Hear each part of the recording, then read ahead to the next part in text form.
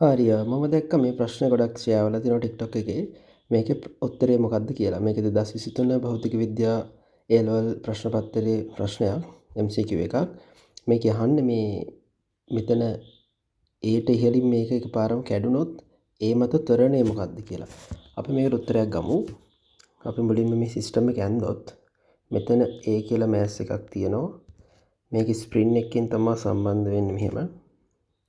B කියන mass එකට මේ සහ B එකම බරක් තියෙනවා එකම ස්කන්ධයක් තියෙනවා කියලා තමයි කියන්නේ. හරිද?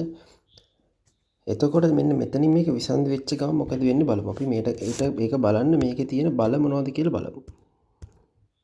දැන් B මත බලය ගත්තොත් අපි දන්නවා B මත ගුරුත්ව බලය තියෙනවා පල්ලෙහාට mg. හරිද? ඒක බැලන්ස් වෙන්නේ මේ දුන්නෙන් එදෙන බලය. මම ඒක Fs කියලා ගත්තොත් මට Fs කියලා කියන්න පුළුවන් ඒකත් mg කියලා. එතකොට මෙන්න මෙතන A වලිනුත් පල්ලෙහාට බලයක් එනවා mg කියලා.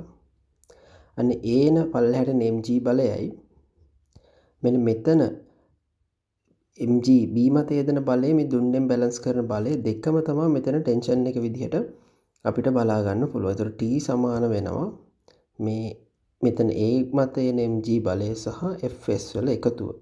එතකොට T මත බලය අපිට ගන්න පුළුවන් mg mg කියලා. ඒක අපි T මත ගන්න පුළුවන් 2mg කියලා. හරිද?